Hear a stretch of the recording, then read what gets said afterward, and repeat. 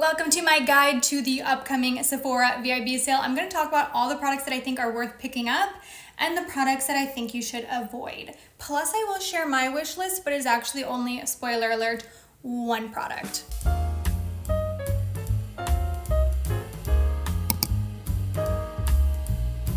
Starting off in skincare and looking at my pile, actually, I did not plan this, but I only have approximately one product per category. Like, there are very few products that I have multiples of, so without even planning it, this ended up being like a best of every product at Sephora video. But in skincare, shockingly, I know I was roasting this, but I have been loving the new sunscreen from Supergoop. It is basically a less intense version of the original glow screen that they sell, but this is a mineral sunscreen. So if you only use mineral sunscreens, that's gonna be a bonus for you. I found the marketing of this just bizarre. I talked about this in another video because I think it is so misleading that they are calling these radiance drops, because that name implies that the texture is going to be completely different from the original, when like texturally these products are identical. You won't really notice a difference outside of this being mineral and this being chemical, and then the glow level. That being said, the glow level was always too much for the original for me, where I felt like I couldn't wear it on its own. I had to put something over it because it was just like super glowy. With this new one, not only can I wear it alone, I love wearing this alone. On a day where I'm not gonna be putting on makeup, I love wearing this. Like, don't get me wrong, makeup sits well over top of it, but I love wearing this on its own because it gives me a little bit of coverage while not necessarily being a coverage product, but it still evens things out and gives me a glow without giving me like a highlighter shiny effect. It's so beautiful. That was it for skincare though. Not a ton of like new favorites for me. I've been sticking to my same routine. Switching gears to makeup, the foundation that I have been obsessed with for the last few months has been the Easy Blur from Huda. This is more of a medium buildable, like can almost get it to full coverage level of foundation if you build it up a little bit. But I have been very much into skin tints for the last few years, so this was my first like dive back into higher coverage foundations. And it made me realize I really do kind of love them. Don't get me wrong, there is something I love about a skin tint and there is a time and a place for that. But once I started using this, I was like, oh, I forgot how like fun and glamorous you can really go with a fuller coverage foundation. Part of the reason I stopped wearing full coverage for so long is that so many higher coverage formulas just look cakey and heavy. This applies and sits like a foundation that is not as full coverage as it is, and yet you're still getting the coverage, okay? Don't get me wrong, it's not gonna look like a skin tint, but I don't find it to be as heavy and cakey as most foundations that have this high of coverage. It just looks so nice. If you have super dry skin, I don't think this will be your favorite, because in the winter when I was getting some dry patches, it didn't sit as well over those as I would like. Granted, very few foundations work well over dry patches in my experience, but if that is not a concern for you, you will love this. Like, this is such a good foundation. It lasts. And not to jump ahead, but this mixed with her powder, the most perfect result ever. It's funny too, because I've been testing some other foundations / powders recently. So for a while, I wasn't reaching for this combo, and maybe a week ago, I paired these two together for the first time in a few weeks, and I was like, wait a minute, my skin has never looked better. Like, I forgot how perfect this combo is. Okay, not to get ahead of ourselves. The powder is coming. The concealer, I'm so sorry to bore you with this, but nothing has topped it yet, so I will mention it briefly. The Natasha Denona HyGlam concealer is still the best concealer I have found. It's been my favorite for a couple years now. You just need the tiniest little dot. That's it. It looks great every time. It's very high coverage. That being said, I wouldn't apply a lot of this. It's definitely not a concealer you need to be doing triangles with, or it's gonna look cakey, but one dot, things are gonna get covered, it's gonna last. It is so good. Okay, the one category that I have a lot of products in is powder. That's so me, right? Okay, so we'll start with the Huda Beauty.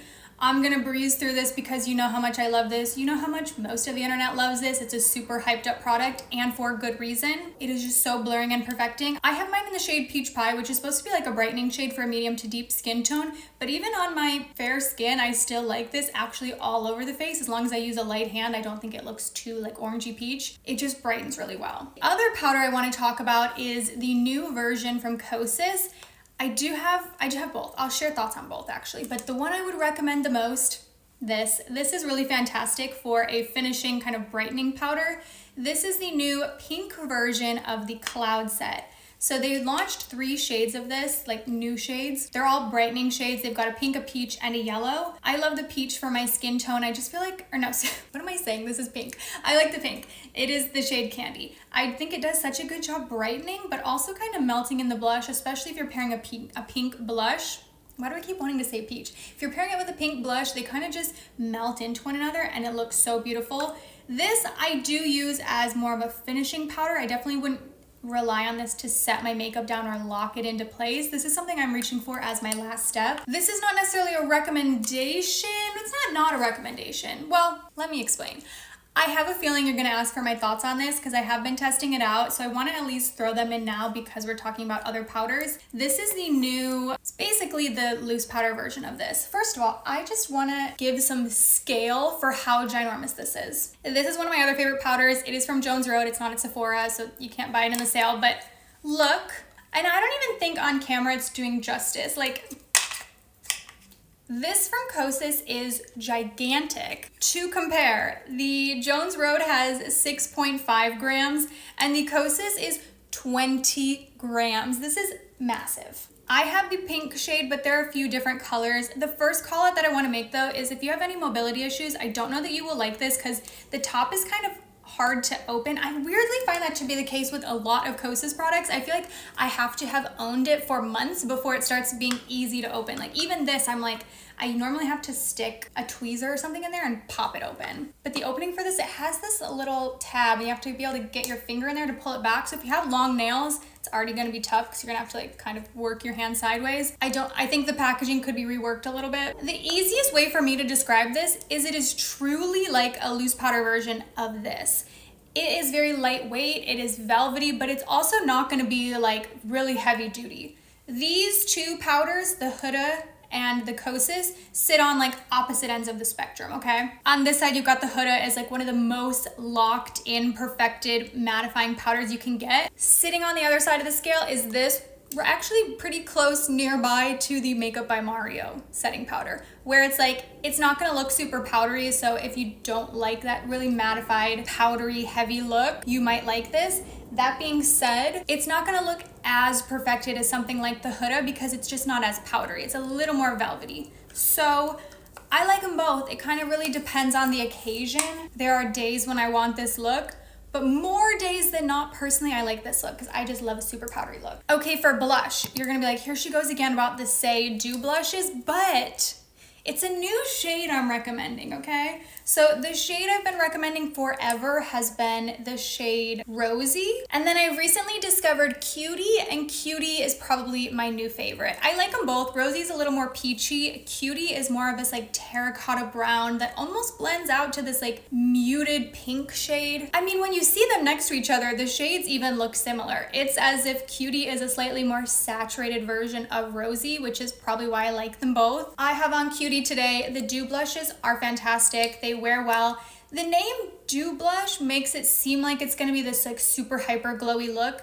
You can get a glowy look, but I wouldn't say it's over the top the way some other dewy blushes can be. Like it actually still gives that very perfected, smoothed out look while looking alive and glowy. Another one I'm throwing in that is not necessarily a recommendation as much as it is just an update is on this blush from Saie, the new SuperSuede formula.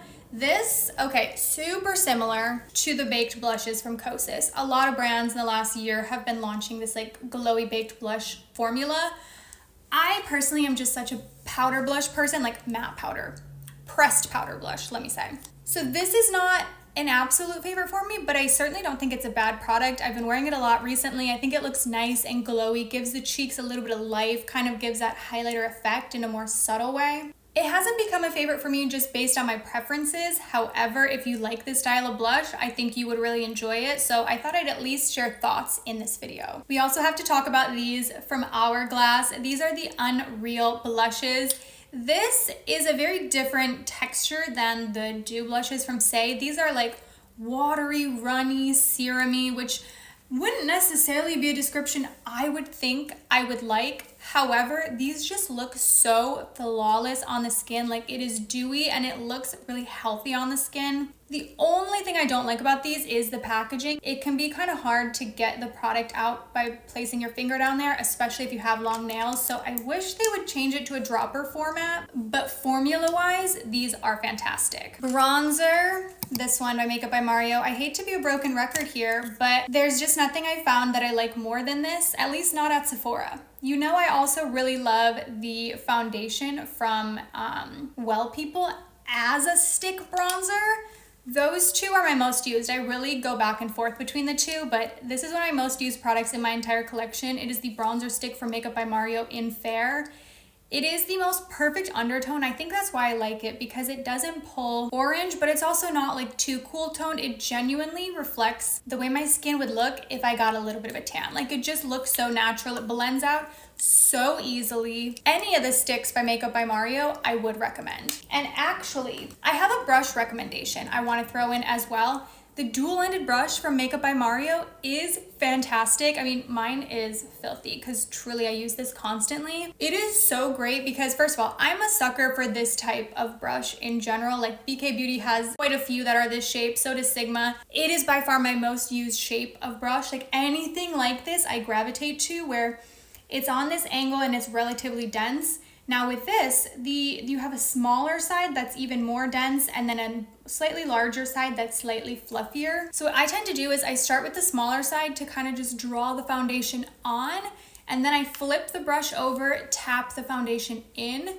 and then I go back to the small side to do my cream bronzer, to do my cream blush, and then I go back to the big side and tap in my powder. Like, you can do your full face with this. When I travel, this is the brush I bring because it just does everything. Like I said, I'm obsessed with this shape of brush to begin with, but I like that they have the two different sides, so you get two options in one. Also, speaking of Makeup by Mario, I'm wearing the mascara for the first time today, so not a review at all. Not ready to review this, but let me know how you think my lashes look. I think they look nice. Very volumized. I can't believe I'm sitting here recommending an eyeliner because for the most part, I don't care about eyeliner. I rarely would even wear it up until kind of recently, and 9 times out of 10 when I was doing eyeliner, I was actually using eyeshadow to create it.